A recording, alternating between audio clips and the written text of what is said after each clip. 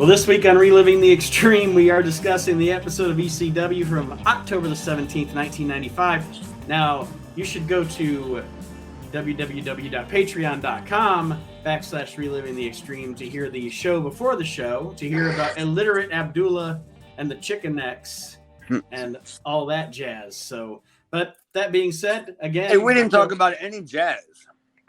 No jazz. We didn't talk about any jazz. No jazz hands. You just said all that jazz. No jazz bands. I don't do jazz. Now there you hear Mr. Chad Austin here with me, and of course my brother Aaron as well. Hello. And the like I said, the episode of ECW we're discussing this week, October 17th, 1995. The show opens with Beulah McGillicuddy talking about Beulah's box. Yes. No, that's not how my show opened. My show opened with a commercial for a new A&E show called Hip Hop Treasures. You know how they do the WWE Treasures? Hip Hop Treasures. Yeah. We found Flavor Flav's first grill. Oh, there's Clock. I was trying to think. I'm a big hip hop fan, but like literally, you know how you put on Peacock? I don't know how it works for you, but it just randomly sometimes will show you a commercial. And I would have never heard about this show. You know, I would have never known about it until like somebody said, "Hey, did you see that show?" Whatever afterward before that. But yeah, I'm just watching it going, "Oh shit, this is all right." But then all of a sudden, it went right to Beulah.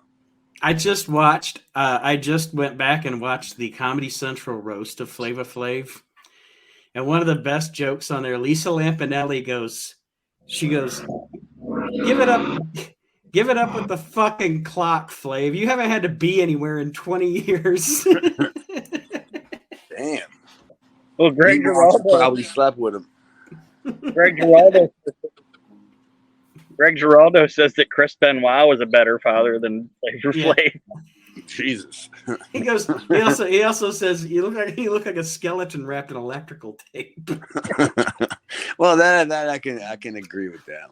But when it came with the we're talking about the opening, right? With the Beulah open, right? Yes. Dude, Beulah. This is exactly what I wrote down. Well, I wrote it was a bad video.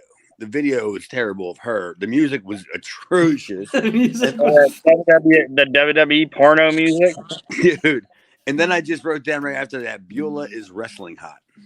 That's exactly what I thought of her. I thought that if I would just see this girl anywhere else, I wouldn't think she was all that great looking. Yeah, if you don't look right at her, yeah, if you kind of catch her.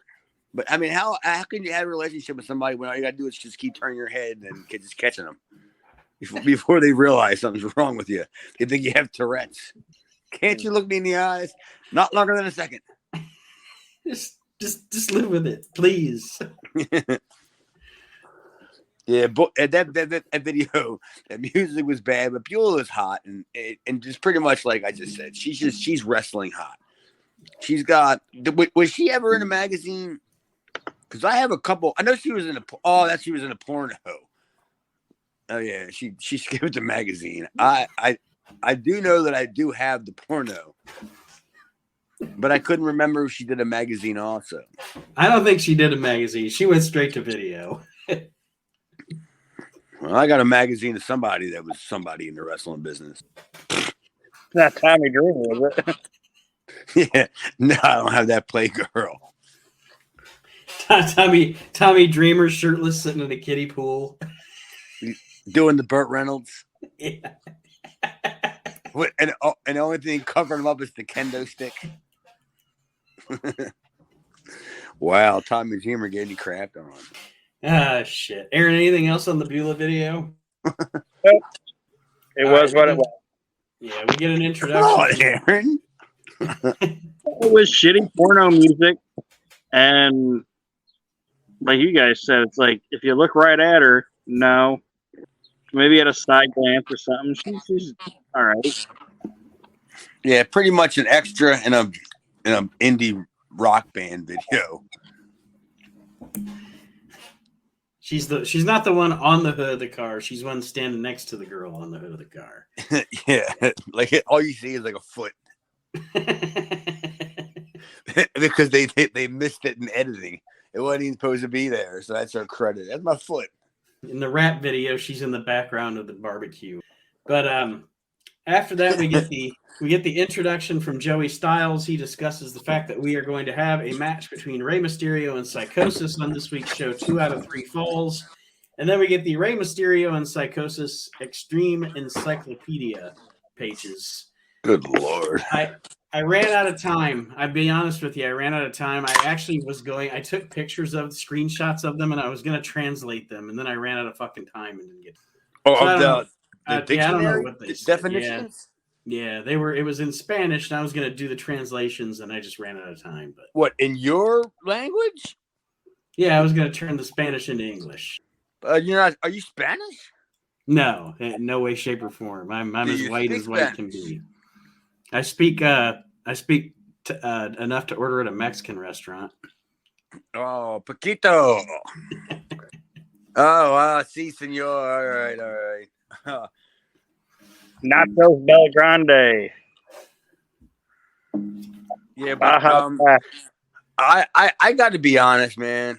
I feel like I've been watching the Rey Mysterio Pscosis, like pretty much the same match for 30 years going on, because it always seems to be brought up in every documentary. You know what I mean? If it's Ray, or it's ECW, or it's Paul saying the geniuses of bringing him in, or Bischoff talking about bringing him in WCW. It's like I have worn thin of Pscosis and Rey Mysterio Jr. Well, before we get to that match, and then I'll get into actually something that'll kind of refer to what you were just talking about, Chad. We have a Dudley's promo here, and this is the debut in ECW of Bubba Ray Dudley, and Dudley goes through the Dudley brothers. He talks about he's the only legit Dudley because his parents both had the same last name. That's funny. He talks about how Big Dick Dudley, Daddy Dudley, had a liaison with the Holland Tunnel. Well, I'm sorry. Daddy Dudley had a liaison with the Holland Tunnel. And now you see what came from that. And there's Big Dick Dudley. The Insane Asylum. Big Daddy Dudley had an affair with someone at the Insane Asylum. That's where Sign Guy came from. Of course, DW was conceived on a Cherokee reservation. And he doesn't necessarily say that Bubba was the product of incest, but he does say they mentioned the movie Deliverance. So I honestly, to tell you the truth, don't think that's the original promo that aired for this. I think the other one, the only promo that I remember, I watched them do dozens of them. For 2 hours, probably at least 2 hours. And Paul wanted different angles on them, different views on them. And the one that stuck out to me was when Dudley was talking about how his father was a traveling salesman. And he was selling tchotchkes. That's like when I first started hearing the word tchotchkes. Like I was like wondering what tchotchkes were, or Bibles, or whatever it was. He was a Bible salesman or something. You know what I mean? Mm-hmm. And the way he described it, I was like, oh, so I get it. So along the way, he just slept with all these women, And I made the connection. Okay, he was on the Indian reservation. Oh, he was in the inner city. He's listening. He's listening to that song "Rambling Man" or "Traveling Man." Yeah.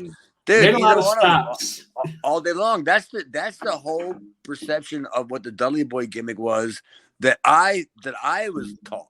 Like when I was listening to this stuff, I'm going like, that is not what I thought the Dudleys were, and I was there when Paul created them. Like how did I miss this? And it very well. Maybe it'll come up in a promo later down the line, or maybe it was just promo night and you saw 15 different versions of the promo. Well, that was the one that stuck out, obviously. Mm-hmm. Dude, I'll never forget. I had no idea what the hell was going on. And I'm not even sure if I was in the first match or not. The first time they played fucking Highway to Hell. Like as loud as fuck in that ECW arena, and then you just see these dudes just walking down to the ring, and it's like, oh shit, because it was like Pitbull-esque, but it wasn't as over the top serious where they're growling. You know what I mean? And they're biting the chains and all that shit. They're coming to the ring going, all right, we're just walking to the ring. And we're just going to walk in that ring and we're going to beat you up. And then we're going to walk right back out of here and go back to fucking Dudleyville. I love the gimmick. I thought it's probably my favorite ECW original gimmick. It has to be. I can't think of anything even close.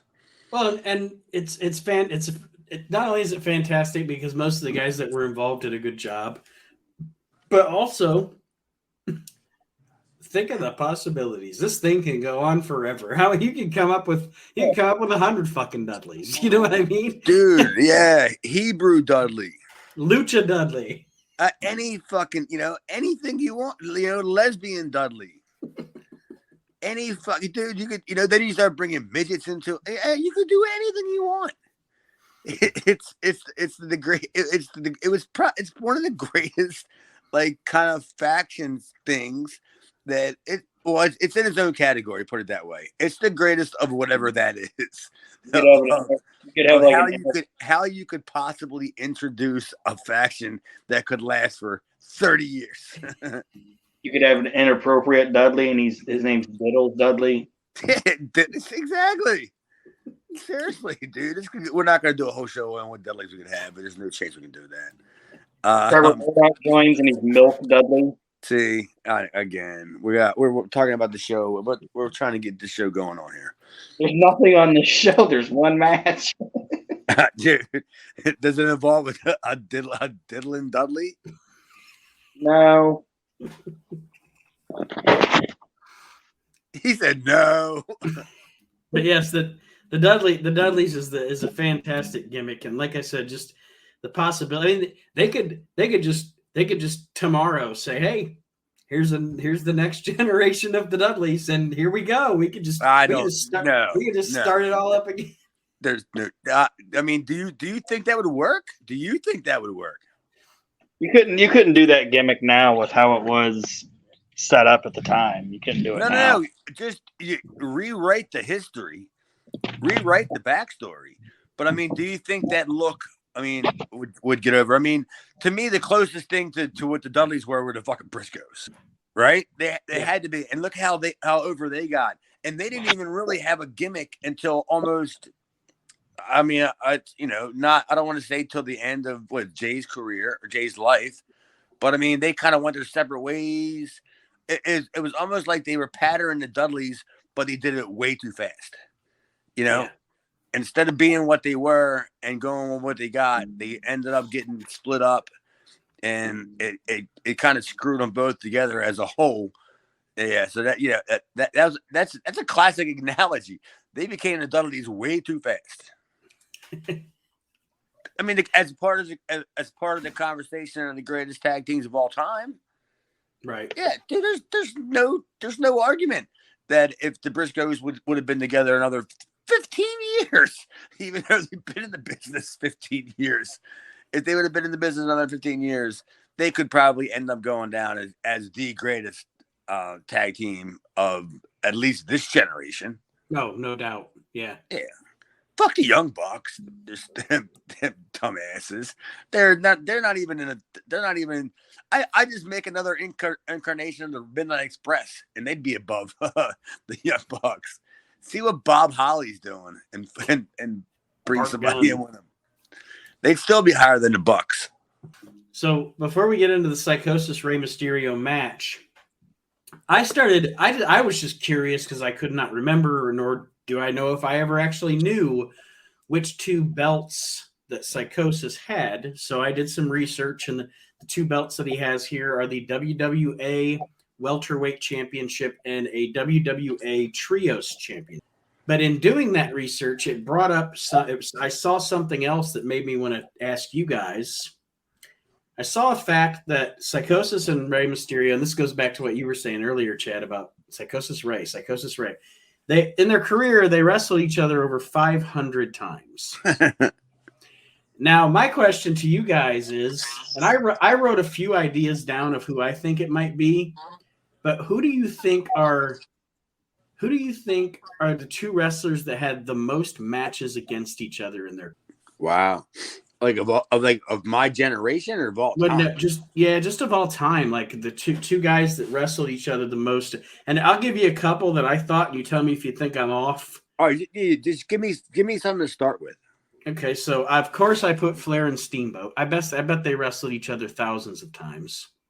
I mean, maybe not thousands, but probably 1,000. Abby and Carlos. All right, that's about 1,000. Lawler Dundee. Yeah, and don't even forget that was weekly for over a decade. Yeah, Jesus, and in the same place every single week. Somehow it still was over. I know, right? The Sheik and Bobo Brazil. Yeah, that's definitely on the lower end because that was like, a real short span, dude. You don't really think that feud or that really was an attraction to keep Detroit going for any length of time. No, that's not that. Yeah, I mean it's a great try, but no, the Sheik and Bobo Brazil. Are these the ones you're saying are on the list, or these are the ones you put on it? These are just ones that I came up with because I started thinking which two guys wrestled each other the most times. You know what I mean? Because you hear about. I mean, Steamboat and Flair wrestled each other in the Mid Atlantic in the 70s, early 80s, then into the 80s. They had three runs of probably 200 nights a week. Here's another one a year. So, here's another one that I thought of out of the blue, or not out of the blue, but just kind of a weird one that I don't think a lot of people would think about. With all the tag team combinations and stuff over the years, how many times do you think Ricky Morton and Bobby Eaton wrestle each other? Yeah. Why do you think the matches are so good? Mm-hmm. Dude, I mean, they got like 7 decades. like, I mean, 7 decades of wrestling each other. Like, I mean, I don't know how they're sick of fucking doing it. Like, I don't want to again, Bobby. And what if one of them has a fucking hair in up their ass and they decide they want to do something new? How hard do you think that would be to convince the other guy to do it? We've been doing it for 38 years, Robert. Whatever, Ricky. What about Sting and Rick? Yeah, that's a different story too, because we're talking about they wrestled hundreds of times because when that feud was going on, NWA wasn't touring. Like it didn't have the schedule that it used to have. It wasn't every single day. It was like a couple of days a week, and Sting may or may not have wrestled. I don't think they ever did 2 shows in one day like Titan did, because I don't think they were capable of pulling that off. You know what I mean? That's why I kind of leaned toward Flair and Steamboat, just because at that point, I mean, they were probably wrestling at Mid Atlantic area. They're probably 5 nights a week. Oh no, it's probably every night. They may have had one day off. Well, they would have had one day off, or they probably would have had like a 3-day weekend, like once a month. And then that's when the angles came in, when he did the deal when he rubbed like Steamboat's face into the ground. Mm-hmm. They did it twice, didn't they? Yeah, they did it twice. They did it twice. And I'm like, the first time they did it, I was like, all right, well, because it was Steamboat was the hottest baby face. He had to go away. How are you going to miss me if you don't go away? And they pulled the angle, or Flair did that, and Steamboat was gone for a while. Boom. It comes back. And, it's like a never-ending story of this guy has got a score to settle with this guy. You almost don't even know what the score is, because half the time, well, no, Flair always had a belt. I can't remember a time where Flair didn't have a belt in any of his rivalries with Steamboat. But to have a series of matches that spanned the 70s, and then, for like 2 years, 3 years, say 77, 78 or 78, 79. And then you go maybe 81, 82. Mm-hmm. And then you fast forward to like 89, 88, 89.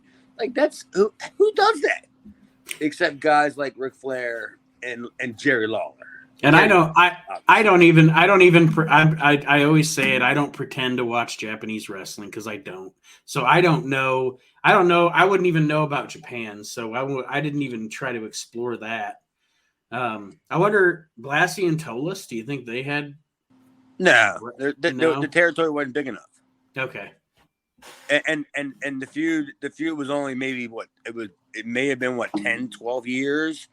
So you're talking about going to the same place. I don't know whether it was every week. Even still, if it was the Cow Palace every week for 12 years, that still ain't as many times. Right.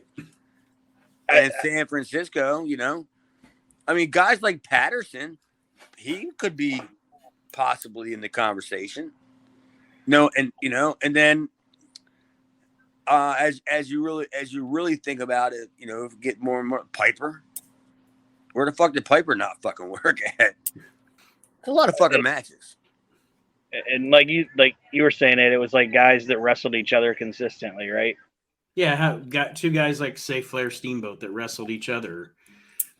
I'm not like the biggest AWA fucking guy, but what about like Vernon who? Bockwinkel. Nope. Again, not enough dates. Not enough. Like B shows. Yeah, well, and that's true because AWA didn't even run in the winter. That's true. Or in the was it in the winter or in the summer? There was a season they only ran in the summer. Yeah, which sucked. Yeah, dude. I mean, Lawler. I mean, but But the thing about Lawler is he loses the belt too long that he can't defend it that many times. Damn, that is some shit.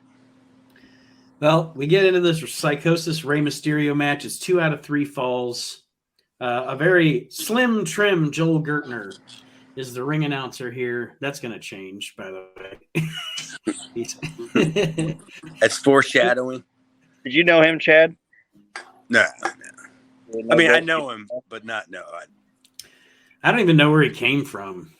The only thing that I could probably tell you was he's a New York guy, and he probably hung around the locker room long enough.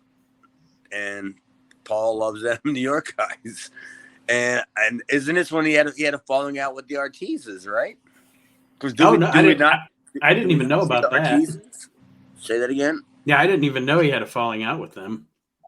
Well, they've always had some shit going on, but it was all legal shit. It was all commission shit kind of stuff. It wasn't like personal, where they hated each other or anything.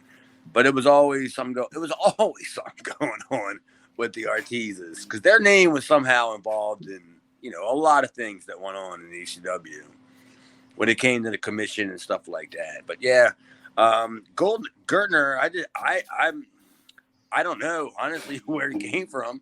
I'm just assuming he's a New York guy, and Paul may have discovered him somehow, or somebody would have brought him down. Probably a Dudley. There you go. That's it. That's who brought. I guarantee you that's who brought the fucking him in is the Dudleys. Because didn't he end up managing them? Yes. Okay, there you go. Yeah. Fuck. We just figured that puzzle out. Who brought in fucking fat ass Gertner? Well, at this time, he just looks like an extra on The Sopranos, but he's doing the ring announcing. Like I said, for this match, it's 2 out of 3 falls. Rey Mysterio, Pscosis. The match is really fantastic. However, I didn't write a lot of notes down because I was watching. It's the same match. It's the fucking same match as the last match. They just threw another chair in the ring. Like it's all it is. So they came up with some other way to use a chair, or whatever. it's the same spots. Fish out of water. The chair, when Ray throws the chair, it's Pscosis hits him in the head. I've seen it a bazillion times. They show it on every fucking every magazine show that ever did an expose on ECW would show these two. And it was everywhere, and I've had to see it for 30 years, and I'm tired of seeing it. Good Lord, Nitro, they're opening it up. Oh, the Mexicans are. Oh, Jesus, Pscosis and Ray again, and then they'd probably put it in the second hour too, because it's for the rating. It's a great match. We fucking got it. Jesus, I'm sorry, guys. Aaron. I agree. These guys did wrestle a lot, and we talked about it on the last show that it was Pscosis was the guy that was there to catch Ray and everything like that. But in this match, it is a great match. But I think Pscosis got to shine a little more than what he gets to later on as these guys' careers progress. I think. Oh, great point. Great point. I noticed that too, Aaron. I noticed that too. That there was a lot more Pscosis offensive in this match. And just as his work and everything like that, Ray's obviously great, but if I had to pick a guy that was more of this guy makes sense being an ECW, and if one of these guys is going to last, Pscosis was more built for ECW than Ray was, in my opinion. I don't know, probably maybe long term, because there's a lot of upside on Pscosis. I mean, he's a great catcher. I'm sure he could probably just call a match with anybody. I don't know about his English, but yeah, he's a great bumper, and he knows when to do the spots. You know, that's a big important thing. But him and Ray it's dancing. That was just dancing. They done it so many times, and they're like, hey, how can we incorporate a chair, gringo, or whatever the fucking hell they say that shit. Yeah, that's cool though. I mean, I thought the matches were great because they were locker room sellouts, 100%. Everybody was like, "Oh my god!" And at the time, that was some very, very innovative stuff. But I did like the part of the match where I think it was in the second round or whatever, where they wound up on the floor. And it was like them just kind of kicking each other and hitting each other with the chair. You know, it's like they for 2 minutes, these guys abandoned, we're going to do this high flying shit. And we're both struggling. So we're going to. Yeah, they were just throwing chairs at each other. Yeah. They're laying there like almost like bitches kind of thing. Like they're kicking each other and throwing chairs at each other. Yeah, they were both. They were taking a breather, buddy. I can tell you that one right there. They were. Yeah, that was them just sucking that wind because they just took the air out of the ECW arena and they blew it up, man. They needed a yes to Chico. Yes, they did. And you know, they obviously realized they couldn't just lay there. You know, I mean, that crowd would have appreciated it. Mm-hmm. Oh, I definitely would have if they would just laid there for 30 seconds after that whole series of spots and shit, and they just laid out. But no, they're like, no, fuck all this. We got to give these people, you know, their money's worth, which I applaud them for that. That's extracurricular in my opinion, and that's great stuff. As the match goes, Fall 1, Rey Mysterio wins with a Hurricane Rana. Fall 2, Pscosis wins with a Tombstone. And then Fall 3, this is where they integrated the chair in a second way. A senton with the chair by Pscosis onto Ray, and Pscosis picks up the third fall. So now they are tied 1-1 in their ECW series of matches. And yeah, great stuff to watch. But like Chad said, we've seen it so many times, and but still really good. Not taking anything away from it at all. Oh, no, there's no doubt that it's not really good. but it's just going to the well, you know. You can only have so many Lifetime movies where the guy's calling from inside the house. That's the way I look at it. Anything else on that one, Aaron? Nope. All right, well, then we get Lance Wright, and he's talking about the ECW hotline, which he alludes to what the shit that's going on with Bill Watts and the WWF at this time, because Bill Watts had shortly come into had for a short time come into the WWF as booker, and he and Vince quickly realized that wasn't going to work. So Bill headed out after just a month of booking. But I love Joey's joke. I wonder if Bill Watts went to the Million Man March. Yeah, I mean, they put a lot of meat on that bone right there. I mean, just for the setup alone, Nate. Just to bring up Bill Watts about not succeeding, and then all of a sudden, because now that we're in the conversation, the Million Man March. Did he go? Yeah, he said. I think he says with Mark Furman and Marge Schott, I believe, is the other two. Marge Schott, yeah, and Mark Furman. Yeah, dude. Yeah, that was some shit right there, man. Damn. What if just imagine if Bill Watts would have taken the job as the booker for WWE, right? Yeah. And then what if somebody would have brought to his attention ECW? And then he looked at that product and said, maybe I should book that. What if Bill Watts was the booker? Yeah. For ECW. Well, and you can see be there right now, right? The casual viewer probably would never notice, okay? But you can actually literally see when you can watch Raws from the TV taping when he took over the book. And the reason I say that is because WWF was always a babyface territory. And Vince is always booked toward the babyface.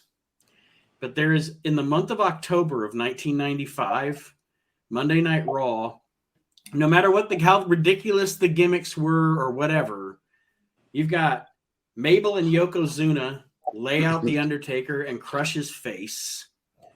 Dean Douglas is involved in that and lays out Shawn Michaels. They lay out Diesel. The heels fucking take over for like a month. And it looks like, again, you've got Vince's silly gimmicks and stuff, but it almost looks like Mid-South the way that it's booked. So if you're watching down in Tulsa.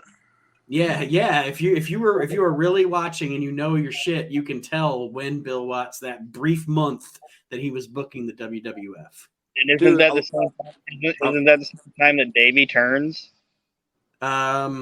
Yes. Davey does turn during that time too.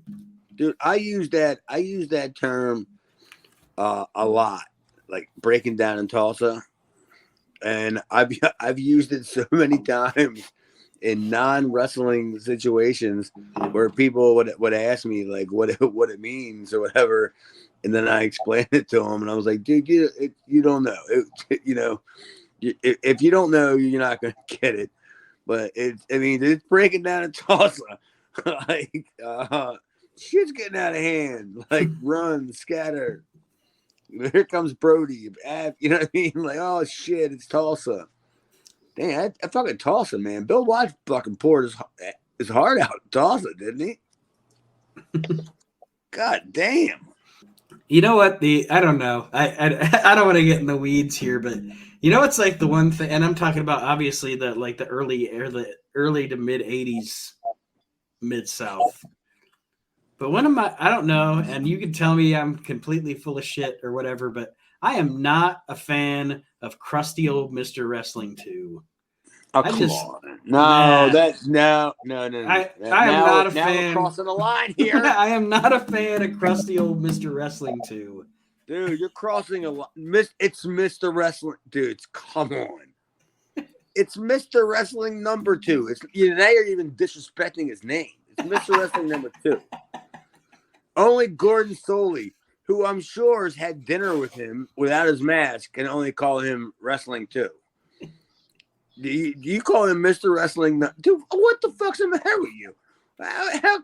What isn't there to like? He looks so athletic. I mean, who else wears a pillowcase over their face? Come on. And who else just wears their hands beefy underwear? Jesus Christ. You're not giving this guy any credit at all. The knee lift, you saw the sack of potatoes. You saw what he could do to a sack of potatoes, right? With that knee lift. Oh, shit.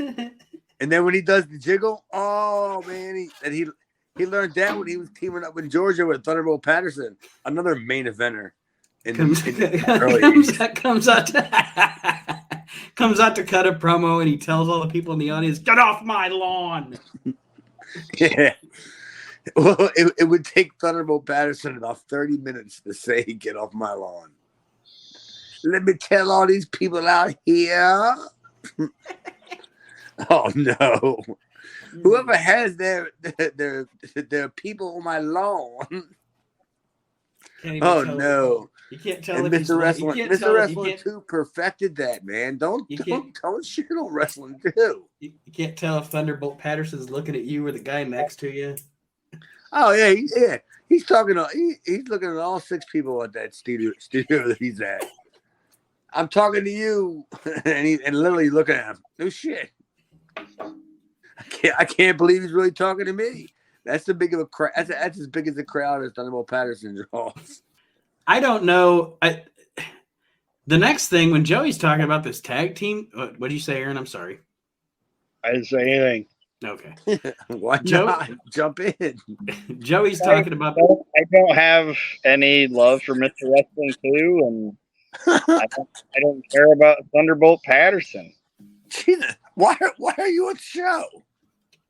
I don't know. Jesus Christ. Well, this next thing on the ECW show, Joey I was confused. Like, he's talking about shit going on with the tag team championships. He's talking about 2 matches, I think, at once, but I can't tell which match is supposed to be which. Oh, I mean, he brings up the fact that they were supposed to have the Gangsters and the Pitbull or the Public Enemy at the next show, and they can't do it because Philadelphia is saying that the Gangsters and Public Enemy wrestling outside is too crazy. Like, so they're turning into a triangle match. I'm assuming they're doing that because they don't know if Mustafa's going to show up because he didn't show up. That's good point, man. That's a good point. I was going to say, that's as good a goddamn theory as any other thing. Yeah. This guy might still be incarcerated, so we don't know. So they're saying that it's going to be possibly the Gangsters, Public Enemy, and then whoever wins team title match between Raven and Stevie and the Pitbulls. The Pitbulls are just hanging in there, aren't they? What I don't remember is Francine's now with the Pitbulls, and they're like, "Oh, this is Stevie's ex-girlfriend." Well, the last episode they were together. Where did they break up on the show? Like, we never didn't it have something to do with Raven and the Pitbulls? I didn't see it. It might have been the show that Nate told us to skip. I don't know if something happened on there, but I don't remember. On the TV shows we skipped, they never showed anything. They just had a promo with the Pitbulls with Francine, and the Pitbulls said, "Stevie Richards, your girlfriend's with us now." So I don't even know if there was ever an angle or not. So they just cuckolded him. Yeah, pretty much. That's what they did. I've been cuckolded. Yeah, no shit. I mean, but does anybody really give a fuck? No, and I thought I would. And of course, Aaron was going to say the first response. And how stupid was that gimmick? Fucking like gigantic bone that Francine was like shaking around. Oh, they felt that in the back. That's. I mean, we've talked about that enough. That anything like that you see. If they didn't bring it, they just found it in the prop room. It was sitting over there next to Sal Balomo's helmet. Right beneath that big palm tree entrance. Right over that little area. I was like, oh, that is so fucking stupid. I was like, there's no way that was like a Paul idea. Like, one of those, like, she saw it or fucking Gary Wolf saw it. I was like, oh, carry this big bone out there. Because we're pit bulls. Yeah, we're pit bulls. We can eat plastic bones. We can sell inflatable bones for a gimmick. I think that's the only time I ever saw him do it, because she probably did it, and then they came back, and Paulie was like, Don't take that goddamn bone out there ever again. Yeah. Dude, there's 100% chance that could have happened. I mean, I'm telling you, that really could have happened. And the more I think about it, the more I'm leaning to that's exactly what happened. Because I bet you Paul was thinking, well, what if something happens and it's a plastic bone, right? You know, a big plastic bone. Well, whatever happens if you ever want to use it, like in a match for a gimmick, but if it gets knocked out of Francine's hands and somebody gets a hold of it and you realize it's just plastic. Yeah. You know, like it's like a whipple bat, basically. Like, do you think Paul looked at it that way? It was like, no, we can't. You know, maybe it's great for on the road kind of thing, but not at the arena. But my aspect of it too is the fact that these guys are supposed to be these badass dudes or whatever, and they got this leather-clad girlfriend that's with them, and she's got like this big fucking bone. It's like, what the fuck? Stupid. And she's got a big bone, and she's walking with 2 jump bones. I was just say, for the first time in his career, fucking Richards wasn't the biggest bone in the ring. No shit. Well, the match here is Raven and Stevie Richards against the Pitbulls for the ECW tag titles. It's a lumberjack match, but only 2 lumberjacks. The lumberjacks are 911 and Big Dick Dudley. The referees, the co-referees for the match, are Todd Gordon and Bill Alfonso. And then they show us literally almost none of the match. They just cut to the part where Gary Wolf is getting stretchered out of the match. And that's when the fun begins and all the outside interference. All the Dudleys show up, and all the Dudleys eat choke slams from 911. So was this the injury? That wasn't his neck. That's later with Shane. They were just doing that. I think that was just a kayfabe deal to get him out of the match. Of all the people they were going to get out of the match, they took Gary out of the match, right? Well, they wanted Gary Wolf. Yeah, they wanted it to be good. I'm not saying I didn't say that, Aaron. Nate, I didn't say that. I'm just looking at the field of players, and out of everybody in that whole entire schmaz melee, they had to get one person out of that match to make this happen, and it was Gary. I'm not making any accusations. You go ahead, Aaron. You make the accusations. You say he stinks. Go ahead, say it. I don't want to speak ill of the dead. I don't think he's dead. According to every show we do, he's still alive. I do a weekly update on the Wolves.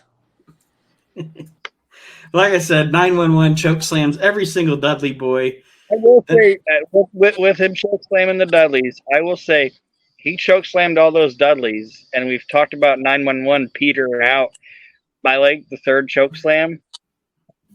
He choke slammed Bubba at Bubba's biggest and held him there for a good couple seconds. Like, that was pretty impressive. Well, first off, I'll tell you that's probably one of the best 911s we're going to get. And second off, every single one of them fucking slobs that he chokeslammed, minus the sign dude and the other dude, Bubba especially, they know how to go up. And going up will save a guy. Like I've always told you about that. Out by the 3rd chokeslam from 911, it's the shits, right? No matter how hard I go up. And how many Bubba's, 911 just chokeslam motherfuckers all over the building, everything. and then he's getting Bubba Ray at 360. They announced at 365 or something like that. Yeah, Bubba's not stupid. But I mean, Bubba was trained properly, and he knew how to go up to make it all easy for 911. Which I thought it was a great like icing on the cake, right? Mm-hmm.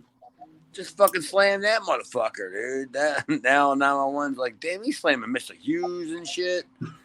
You know, Valpuccio getting slammed. Well, to end the match, Pitbull 2 goes through a table. Then Cactus Jack comes out and DDTs him on a chair, which gives Raven and Richards the win, and they are once again the ECW Tag Team Champions. But I don't know why. Oh, I didn't even know the belts changed hands. Honestly, there was just so much going on. And it's not that I don't like Raven and Richards. I'm a huge Raven fan, but I don't know. And this is fucking 20-something years ago. It doesn't matter. It's not like we can go back and change history. But it just seems like with all the tag teams they have, they're building this great tag team division. And I would have just left the belt on the Pitbulls. I guess is what I'm saying. There's Raven and Richards don't need it. I don't necessarily agree and think that they were building a tag team division. I think they were more or less building a faction division, and the tag team startup was the way you do it. I mean, you're gonna have two guys before you gotta have three guys, right? Right. So, and then I mean, foreshadow to the later on. The Triple Threat and the Ravens group, you know, there's factions all over the place. You know what I mean?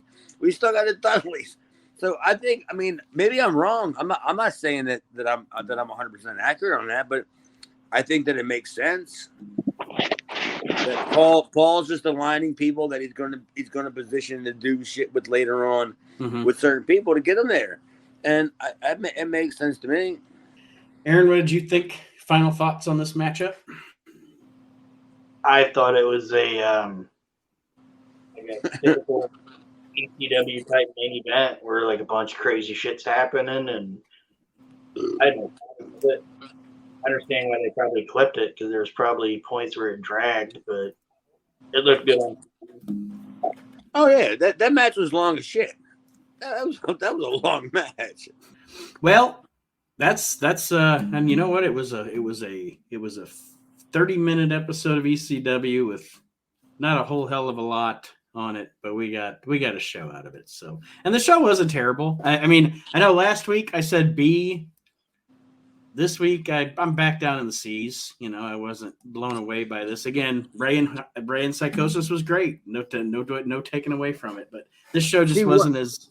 See, one of the things that I do like about this era is that it really takes us on a ride from show to show, because we can always point out something that was so fantastic or you know, at least really, really good, and go like, whatever happened to the rest of the show or whatever, or the show's just one thing that's good.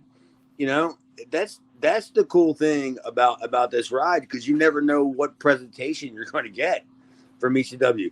You might get 3 matches, 2 squash matches, and then Scorpio and somebody, you know? Yeah. Or you might get what we got tonight. That to me was like, fuck yeah, I'll take it. If I was coming home from fucking a bar, or, you know, whatever, and the ECW was coming on at that time on whatever channel, and I saw Pscosis and Rey Mysterio, and I saw that, shit. Yeah. Fuck me.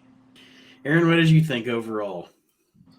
I'd give it a C, just for the fact that it had a really good match on it and brought a new character into the show, and it was just kind of I'll give it a B.